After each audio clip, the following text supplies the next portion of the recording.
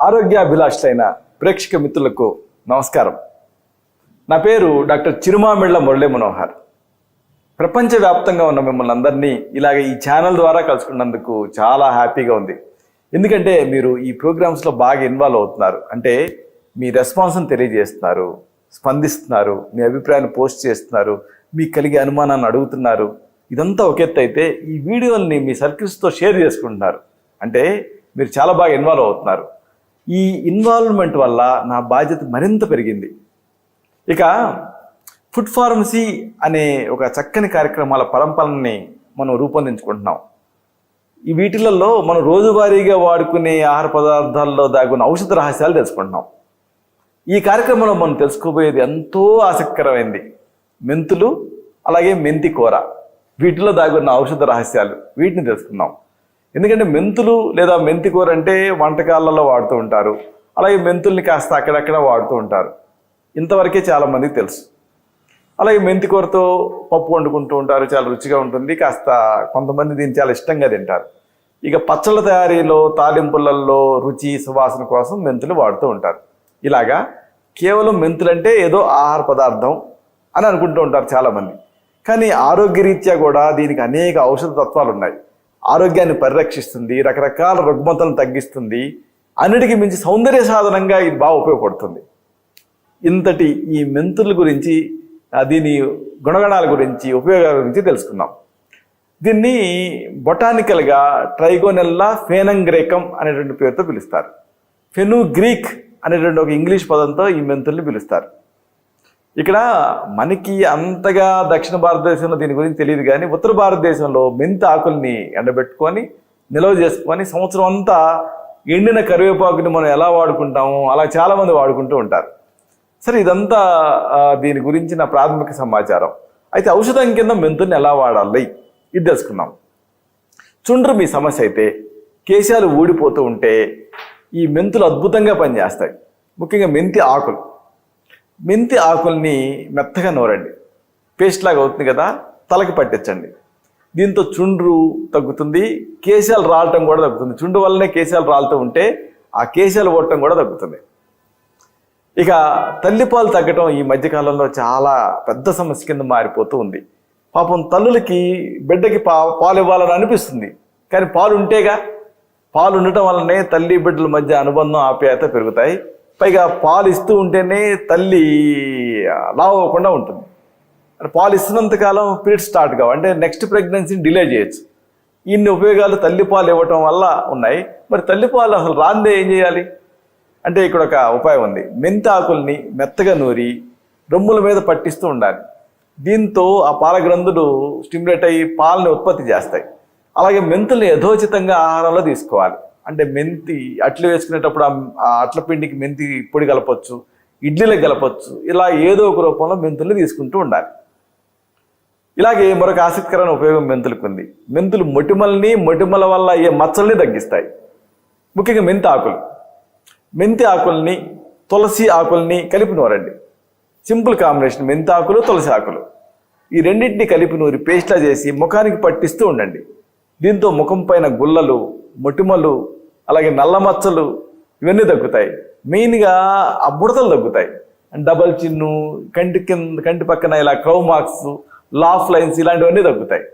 Skin చాలా స్మూత్గా, కాంతివంతంగా, చాలా ఫ్లవర్ ఫ్రెష్గా తయారవుతుంది.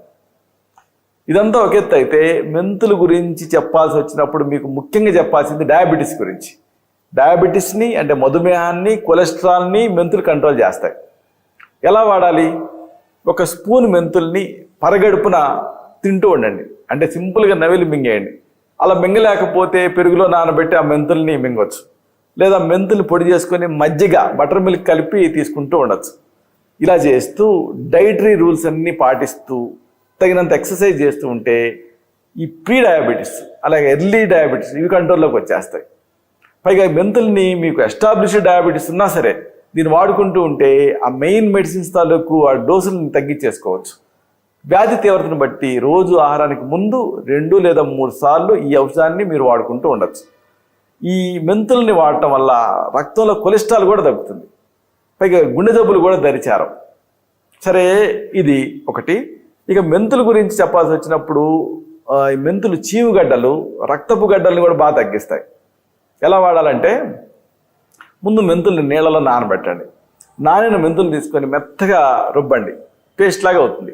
దీన్ని ఆయింట్మెంట్ లాగా ఆ చీవుగడ్డల మీద పట్టించండి. దీంతో చీవుగడ్డలు, రక్తపు గడ్డలు పగులుతాయి. పక్కపై పగిలిపోయి చీవంతా బయటకు వచ్చి స్పాట్లో పెయిన్ నుంచి రిలీఫ్ వచ్చేస్తుంది. అలాగే కాలి పగుళ్ళు, కాళ్ళ చేతుల్లో మంటలు, ఇలాంటి వాటిని కూడా మెంతులు తగ్గిస్తాయి. చాలా ఎక్సలెంట్ మెడిసిన్ ఇది. కాళ్ళ పగుళ్ళకు కానీ, కాళ్ళు చేతులు మంటలు కనిపిస్తున్నప్పుడు కానీ, న్యూరోపతిస్తో వీటన్నిటిలోనూ మెంతులు వాడుకోవచ్చు. మెంతుల్ని కాంబినేషన్తో వాడాలి. ఎలాగంటే మెంతులు ముందు నీళ్ళల్లో నానబెట్టండి. నానిన మెంతుల్ని మెత్తగా రుబ్బండి. అయిన తర్వాత గోరింటాకు కూడా కలిపి మళ్ళీ నూరండి లేదా రుబ్బండి. అంటే మెంతుల పేస్టు, గోరింటాకు కలిపి రుబ్బారు, అప్పుడు మీకు పేస్ట్ లాగా అవుతుంది. దీన్ని కాలి పగుళ్ళ మీద పట్టించండి. అలాగే కాళ్ళు చేతులు మంటలు ఉంటే వాటి మీద పట్టించండి. దీంతో మంటలు తగ్గుతాయి. ఎందుకంటే పెరిఫరల్ న్యూరోపతిస్లో వీటిలలో చాలా బాగా పనిచేస్తుంది. ఎందుకంటే మెంతులకి ఆ గుణం ఉంది, అంటే సూదింగ్ యాక్షన్ ఉంది. గోరింటాకు కూడా ఈ వేరికోజ్ వెయిన్స్ వీటన్నిటిని తగ్గిస్తుంది. రెండింటిని మీరు వాడుకుంటే కాళ్ళ మంటలు, కాళ్ళ పగుళ్ళు ఇలాంటివి తగ్గుతాయి. ఇక ఇదంతా ఒక ఎత్తు అయితే, కొంతమందికి పొలాల్లో పనిచేసుకునేటప్పుడు ముళ్ళు గుచ్చుకుంటాయి. మామూలుగా పట్టణాల్లో వాళ్ళకి ఇది అంతగా అనుభవం ఉండదు, అంటే అసలు ఈ సమస్య అనేది ఒకటి ఉంటుందని తెలియదు. కానీ పల్లెటూళ్ళలో వాళ్ళకి బాగా ఇది ఇబ్బంది పెట్టే సమస్య, ముళ్ళు గుచ్చుకుంటాయి. ఇలాంటప్పుడు ఆ ముళ్ళు గుచ్చుకున్నప్పుడు లోపల దిగబడిపోతాయి కదా, వాటిని బయటికి తీసుకురావాలి. దానికి ఈ మెంతి అనేది మీకు ఉపయోగపడుతుంది. మెంతి పిండి, మెంతుల్ని మెత్తగా పొడి చేయండి. ఈ మెంతి పిండిని నీళ్లతోటి కలిపి పేస్ట్లా తయారు చేయండి. కొద్దిగా వేడి చేయండి.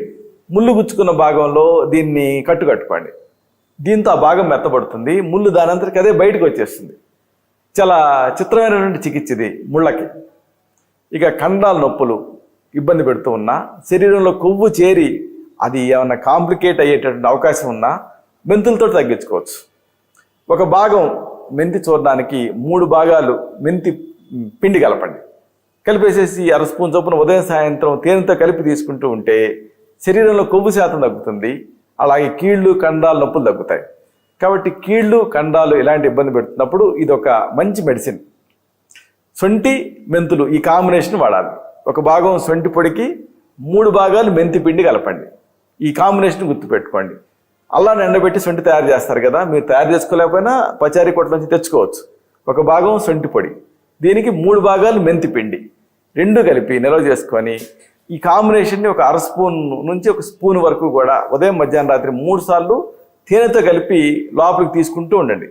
దీంతో కొలెస్ట్రాల్ తగ్గుతుంది. అంతేకాకుండా కీళ్ళ నొప్పులు, కండరాల నొప్పులు కూడా తగ్గుతాయి. ఇక కిడ్నీ స్టోన్స్లో కూడా మెంతి పొడి చాలా బాగా పనిచేస్తుంది. కిడ్నీ స్టోన్స్లో మెంతి పొడిని ఎలా వాడాలి అంటే, మెంతి పొడి అలాగే నల్ల ఉలవల పొడి 2 సమంగా కలపండి.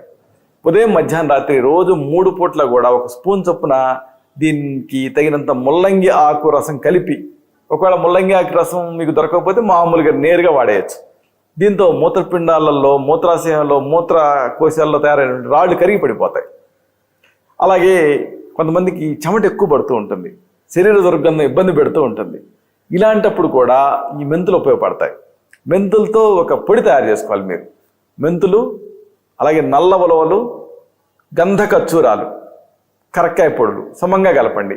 ఈ 4 కాంబినేషన్ గుర్తుపెట్టుకోండి. మెంతులు, అలాగే నల్ల ఉలవలు, గంధ కచ్చూరాలు, కరక్కాయ పొడి సమంగా కలిపి దీన్ని పొడిగా తయారు చేసుకొని ఒంటికి పట్టించుకోండి.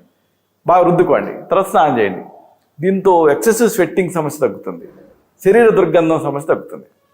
అలాగే ఒకవేళ మీ జుట్టు రాలిపోతూ ఉంటే కుప్పలు కుప్పలుగా, ఆ చుండ్రు ఇలాంటి ఇబ్బంది పెడుతూ ఉంటే అప్పుడు కూడా ఈ మెంతులు ఉపయోగపడతాయి. మెంతులు, మినువులు, అలాగే ఉసిరి పెచ్చులు వీటిని పొడి రూపంలో తీసుకోవాలి.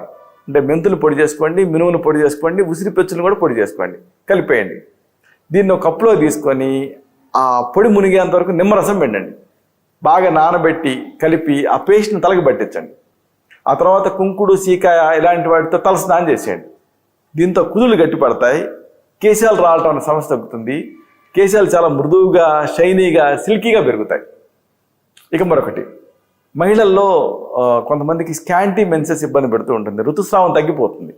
అంటే మెన్స్ట్రల్ బ్లీడింగ్ బాగుంటే ఆరోగ్యంగా ఉంటారు, తక్కువ ఉన్నప్పుడు లోపల లోపల బరువుగా అనీజీగా ఉంటుంది. ఇలాంటప్పుడు ఈ స్కాంటీ పీరియడ్స్లో తిరిగి మెన్స్ట్రువల్ ఫ్లోని ఇంప్రూవ్ చేయడానికి మెంతులు ఉపయోగపడతాయి. ఎలా అంటే వాము, మెంతులు, నల్ల నువ్వులు సమంగా కలిపి ఉంచుకోండి.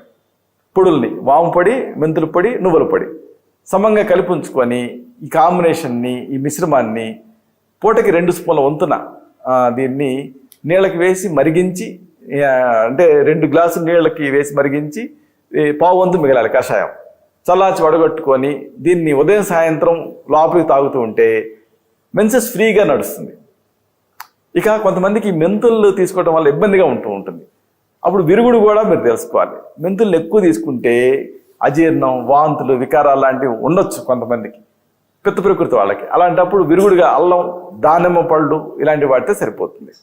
అయితే ఇక్కడ ఒక విషయం, మెంతులకి హార్మోనల్ యాక్షన్ ఉంటుంది, అంటే గర్భస్రావాన్ని కలిగించే అవకాశం ఉంటుంది. కాబట్టి మెంతుల్ని గర్భధారణతో ఉన్నప్పుడు మాత్రం వాడకుండా ఉంటే మంచిది. ఇలాగ మెంతులతో అనేక రకాల సమస్యలను చక్కదిద్దుకోవచ్చు. అయితే ఇప్పుడు మనం చెప్పుకున్నవన్నీ ప్రథమ చికిత్సలు, గృహ చికిత్సలు. ఒక్కొక్కసారి ఈ సమస్యలు ఈ గృహ చికిత్సల స్థాయిని మించి ఇబ్బంది పెడుతూ ఉంటాయి. అలాంటప్పుడు మిమ్మల్ని వ్యక్తిగతంగా పరీక్ష చేయాలి. అంటే మీ నాడి చూడాలి, మీ తత్వాన్ని పరీక్ష చేయాలి. మీకు మాత్రమే ప్రత్యేకమైన ఆయుర్వేద ఔషధాలు ఉంటాయి, వీటిని తగిన అనుపాన సాపానాలతో ప్రిస్క్రైబ్ చేయాల్సి ఉంటుంది. అప్పుడు ఈ సమస్యని పూర్తిగా తగ్గించుకోవచ్చు. ఇలాంటి మరొక ఆసక్తికరమైన విషయాన్ని తిరిగి ఇదే కార్యక్రమాల పరంపరలో మనం కలుసుకున్నప్పుడు సవివరంగా, చేయుత్కంగా, సమగ్రంగా తెలుసుకుందాం. శతం జీవ శరదో వర్ధమానః, శతం హేమంతాన్ శతం వసంతాన్. 100 శరత్తులు, 100 హేమంతాలు, 100 వసంతాలు వర్ధిల్లుతూ జీవించండి. శుభం.